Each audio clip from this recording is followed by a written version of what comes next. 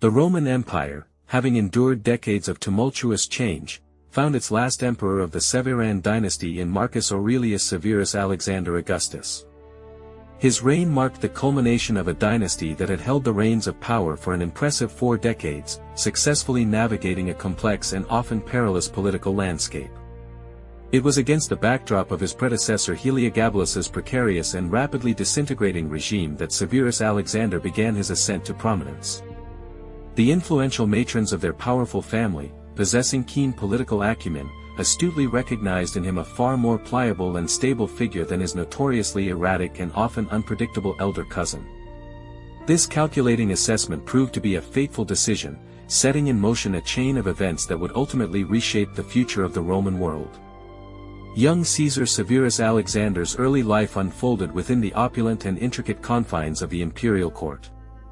His privileged upbringing was a direct consequence of the deep and strategic connection that existed between his grandmother, Julia Maesa, and her sister, the revered Empress Julia Domna. However, the delicate balance of power was shattered in 217 CE when Julia Domna's son, the reigning Emperor Caracalla, met a violent end. In the wake of this assassination, the two immensely influential sisters were abruptly exiled to their ancestral city of Emesa in Syria by the short-lived Emperor Macrinus. Far from succumbing to despair, these astute matrons immediately set about consolidating their influence. With astounding speed and cunning, they garnered the support of local legions, securing their loyalty with generous promises of significant monetary rewards. Crucially, they propagated a compelling, albeit entirely fabricated, narrative. Julia Maesa's grandson was, in fact, the illegitimate son of the revered Caracalla. This bold claim served as the foundation for their audacious proclamation of the young man as the legitimate emperor. Following Macrinus's decisive defeat in a battle fought near Antioch, Julia Maesa's 14-year-old grandson ascended to the imperial throne of Rome. While predominantly known to history as Heliogabalus, a name derived from his revered patron deity, Elagabal, his official imperial name was strategically chosen as Marcus Aurelius Antoninus. This adoption was a deliberate and calculated move, designed to further solidify and legitimize his fabricated claim of kinship with the popular Caracalla, thereby attempting to dispel any lingering doubts regarding his lineage. Julia Maesa, the architect of this intricate web of power, naturally harbored fervent hopes of maintaining absolute control over the newly enthroned Heliogabalus. Her ambition was to preserve her cherished position as the true power behind the throne, the enigmatic, grey eminence, pulling the strings from the shadows. However, Heliogabalus's increasingly notorious eccentricities and his blatant disregard for traditional Roman customs quickly alienated both the venerable Senate and the loyal legions, the very pillars of Roman authority. This escalating dissatisfaction directly threatened Julia Maesa's carefully constructed influence and her own precarious standing within the imperial hierarchy. Faced with the harsh reality of diminishing power and the potential collapse of her meticulously nurtured empire, she devised a cunning solution. With masterful persuasion, she convinced the young emperor to elevate his younger cousin, the promising Severus Alexander. This strategic maneuver involved Heliogabalus formally adopting his cousin and bestowing upon him the prestigious title of Caesar, thereby positioning him as the legitimate successor and creating a critical counterweight to Heliogabalus's unstable reign. This pivotal decision ultimately sealed Heliogabalus's fate and paved the way for a new chapter in Roman history. Despite a carefully constructed public facade of harmony, designed to conceal the true state of affairs following the adoption, the relationship between young Severus Alexander and his elder cousin, the reigning emperor, grew increasingly strained and contentious. Contemporary sources indicate that Heliogabalus, realizing his inability to fully control his younger relative, at least twice attempted to take his life. Heliogabalus's suspicions intensified as Severus Alexander's popularity among the populace and the Praetorian Guard eclipsed his own. The emperor also harbored deep resentment over the active interference of Julia Maesa, Severus Alexander's mother, in her son's education and upbringing, which hindered his intention of incorporating his cousin into Heliogabalus's own priesthood. When Alexander briefly disappeared from public view, the Praetorian Guard became gravely concerned, as fears arose that Heliogabalus might have harmed his cousin. In an attempt to alleviate the highly charged atmosphere, Heliogabalus was compelled to personally journey to the Castra Praetoria, the Praetorians' main base. However, despite Severus Alexander being found unharmed and arriving at the camp himself shortly thereafter, these events led to irreversible consequences. Heliogabalus was assassinated, and Severus Alexander ascended to the throne as Augustus on March 13, 222 CE, at the mere age of 13. Upon the young Emperor Severus Alexander's ascension, his mother, Julia Mamaea, and his grandmother, Misa, exerted significant sway over his decisions and state affairs. The new regime promptly took steps to appease the Senate, seeking to mend relations with this crucial governmental body. Notably, this involved incorporating prominent and respected members of the senatorial order into the imperial council. Among other, at times lesser-known, advisors to Severus Alexander during his initial reign, the figure of the jurist Ulpian stood out particularly. This distinguished legal scholar had previously served as a legal consultant at the courts of emperors such as Septimius Severus and Caracalla, underscoring his exceptional expertise and authority. Ulpian assumed the responsibilities of guardian to the young emperor and was vested with the sole authority as Praetorian prefect. Cassius Dio, the renowned historian, asserts that Ulpian took decisive measures to rectify the numerous irregularities and abuses introduced into the system by Heliogabalus. However, Ulpian's tenure in power proved to be brief. He was assassinated in 223 CE at the hands of the Praetorian Guard. Severus Alexander's inability to protect his prefect, who sought refuge from the guardsmen directly within the imperial palace, serves as a stark testament to the dynamics between the ruler and his soldiers. This relationship, unfortunately, became increasingly unstable throughout his reign. Regrettably, a significant portion of Severus Alexander's reign has been lost to subsequent generations of historians. There is a paucity of reliable sources illuminating much of his time on the throne. Cassius Dio, being a contemporary of the events he describes and even serving as consul alongside the emperor, abruptly terminates his narrative at precisely this juncture. This occurred because he was appointed to various governorships, which necessitated his spending time away from Rome. Dio himself even admits that his subsequent account is less accurate. Herodian, while a contemporary source, offers a rather superficial glimpse into events and, for the most part, wrote for the Greek East. As for his biography in the Historia Augusta, it appears to be predominantly fictitious.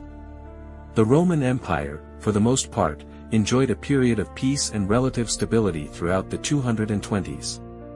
This favorable environment provided the new imperial regime ample time to focus its efforts on internal state affairs and successfully stabilize the situation after many years of inadequate and often ruinous leadership.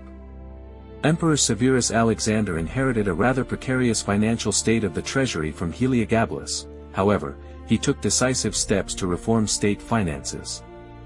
Thanks to these transformations, many significant structures in Rome were restored and brought into good order, including the majestic Colosseum, as well as the famous baths of Caracalla and Nero. Meanwhile, in the east, Rome's long-standing rival, the Parthian Empire, was experiencing severe internal pressures, weakened by a series of incessant civil wars. By 224 CE, the Parthian Empire finally fell, giving way to a new, powerful Persian dynasty. This was the rise of Sasanian Persia, led by the charismatic and ambitious Ardashir the Unifier. Sasanian Persia soon proved itself incomparably more ferocious and aggressive than the Parthians had ever been. Ardashir immediately set about expanding his empire, absorbing states located around the old Parthian kingdom. This expansionist course, naturally, inevitably brought him into direct contact with Roman border territories. Persian forces attacked Hatra in 229 CE, and by 230 CE, Severus Alexander was actively preparing for an eastern expedition, setting out on campaign the following year. It seemed that the military contingents stationed on the empire's eastern frontiers were facing serious difficulties. In particular, the Mesopotamian legions audaciously took the life of their governor, while military formations from Egypt showed signs of unrest and insubordination. It was during this period that coins were minted, solemnly proclaiming the unwavering loyalty of the army, which often served more as a reflection of desired circumstances than genuine reality. Initially, Alexander attempted to establish peaceful relations with the Persians, seeking to resolve the brewing conflicts solely through diplomatic means. However, when these efforts did not yield the desired result, he devised a plan for a full-scale offensive against Artaxerxes. Using Antioch as a strategic base, Alexander proceeded to organize a coordinated assault, dividing his forces into 3 columns. He personally led the central group, while the other 2 advanced north and south, respectively, one into Armenia and then Mesopotamia, and the other towards the strategically important city of Ctesiphon. The outcomes of this campaign were mixed. Both sides suffered significant losses, but the Roman forces, retreating through the harsh and unforgiving heights of Armenia, sustained particularly heavy casualties. The historian Herodian provides a highly critical account of this campaign, condemning its results. However, despite Rome apparently incurring serious losses, Alexander Severus's achievements may not have been as catastrophic as widely portrayed. The Persians remained relatively quiet after these military actions, undertaking no significant aggressive moves until the 240s, when Artaxerxes' successor came to power. Furthermore, Rome managed to retain control of Mesopotamia and compelled the Sasanian armies to retreat to regroup. Although it appears that no official peace treaty between mighty Rome and Persia was concluded during that period, urgent issues on the empire's northern frontiers immediately demanded the attention of the reigning emperor. While still in Antioch, Alexander received alarming news of increasing unrest and disturbances in the border regions extending along the Rhine and Danube.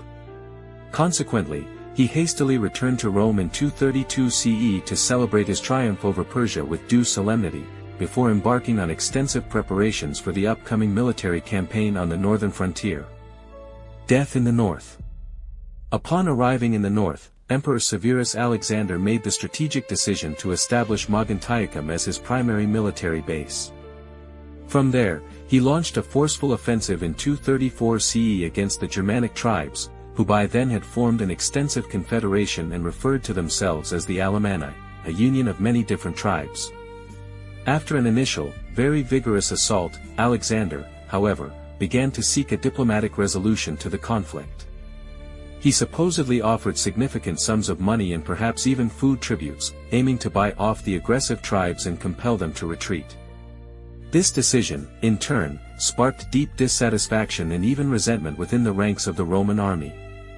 Severus Alexander's soldiers reportedly objected vehemently to being denied the opportunity for personal gain and plunder from a campaign that traditionally accompanied a victorious expedition.